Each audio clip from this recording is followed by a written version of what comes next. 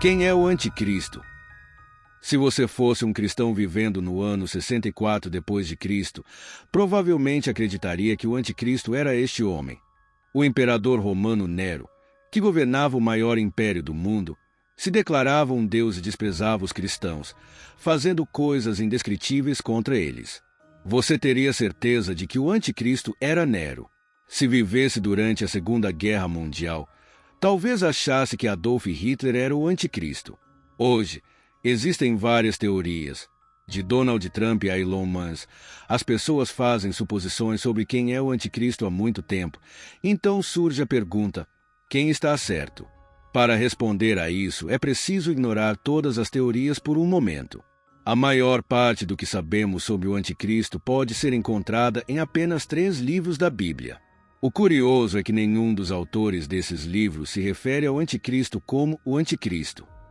Em vez disso, eles usam nomes como a besta do mar e o pequeno chifre. O termo anticristo aparece na Bíblia apenas 4 vezes e geralmente se refere a várias pessoas que eram contra Cristo na época. Por isso, alguns estudiosos sugerem chamá-lo de governante vindouro. Mas para simplificar, continuaremos chamando-o de anticristo. Neste vídeo, vamos analisar as 3 principais descrições que a Bíblia fornece do anticristo e compará-las com os principais candidatos a anticristo hoje em dia.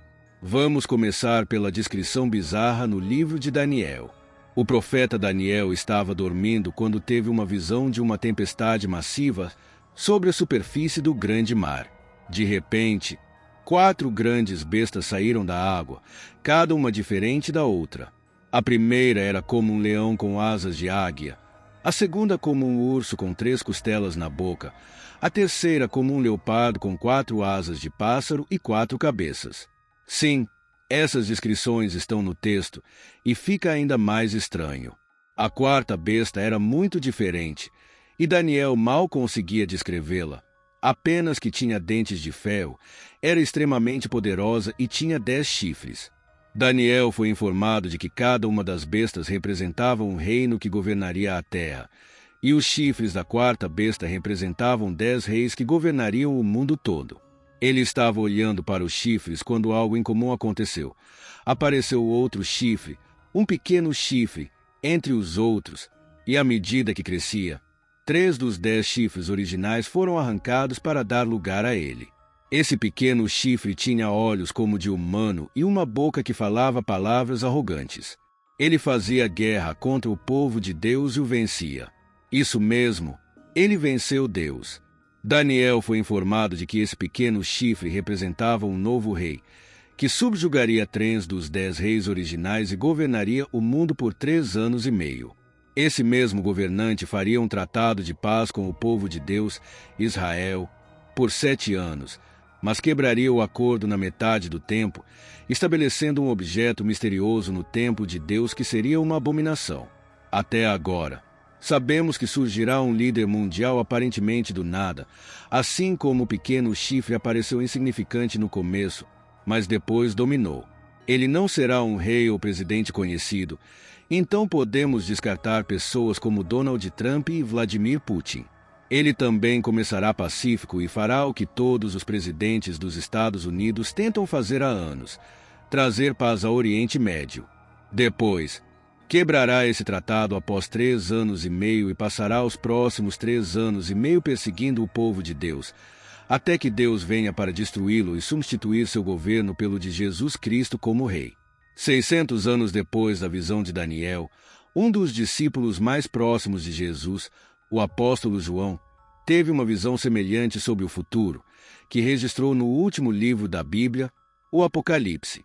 Após ver eventos impressionantes, ele viu também uma besta saindo do mar com 7 cabeças e 10 chifres, cada chifre com uma coroa, que representavam 10 reis. Isso por acaso lhe parece familiar?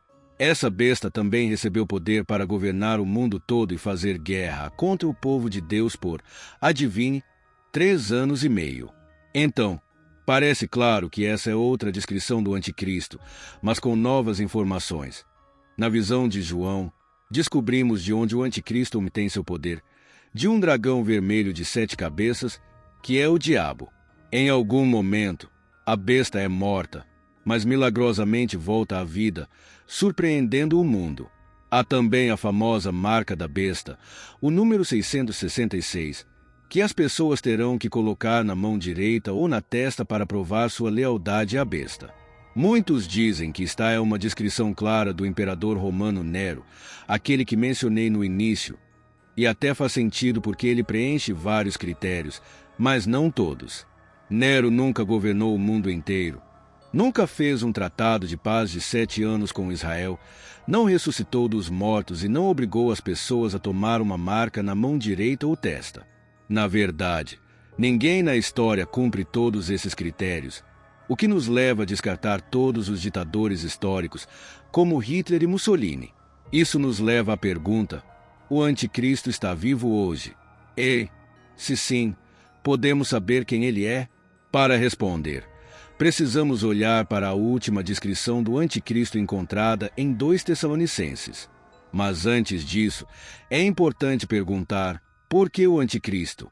Porque Deus quis que a igreja primitiva soubesse sobre o anticristo, mesmo sabendo que eles nunca o enfrentariam. Felizmente, 2 Tessalonicenses nos dá a resposta. Essa carta foi escrita com urgência por Paulo à igreja de Tessalônica, que enfrentava um problema sério. A igreja tinha recebido ensinamentos errados de falsos mestres que diziam que Jesus já havia voltado e os deixado para trás, e eles agora viveriam o julgamento divino. Isso causou um medo enorme na igreja, a ponto de as pessoas abandonarem seus trabalhos e se isolarem. E hoje, parece que muita coisa não mudou. Muitos cristãos vivem com medo dos eventos do fim dos tempos, ouvindo profetas autoproclamados em vez de estudar o que a Bíblia diz. Em 2 Tessalonicenses, capítulo 2, versículo 3, Paulo diz: que ninguém vos engane de forma alguma, pois aquele dia não virá, a não ser que primeiro venha a apostasia e seja revelado o homem da iniquidade, o filho da perdição, referindo-se ao anticristo como o homem sem lei. Aprendemos também que ele se exaltará acima de tudo que é chamado de Deus, sentando-se no templo de Deus e mostrando a si mesmo como Deus. No versículo 9, descobrimos que ele atuará com o poder de Satanás, realizando sinais e maravilhas enganosas. Em outras palavras, ele fará milagres. Mas há algo ainda mais interessante. Paulo menciona que esse homem de pecado só será revelado em um momento determinado e que algo ou alguém está atualmente o contendo. Só quando este alguém for removido é que o anticristo poderá se manifestar. Alguns sugerem que esse alguém é Satanás, mas isso não faz muito sentido, pois, por que ele seguraria seu próprio plano? Outros sugerem que seja o governo, mas os governos não têm poder para conter um plano diabólico. Por isso, muitos acreditam que o restritor seja o Espírito Santo. Atualmente, o Espírito Santo está impedindo que o plano maligno de Satanás seja desencadeado na terra, mas haverá um dia em que ele se afastará, e então o anticristo será revelado. Então, afinal, podemos saber a identidade do anticristo? Por enquanto, não. Pelo menos não até que o Espírito Santo seja removido, o que significa que nós, cristãos, que temos o Espírito Santo em nós, provavelmente não estaremos aqui quando isso acontecer. Mas esse é um assunto para outro vídeo.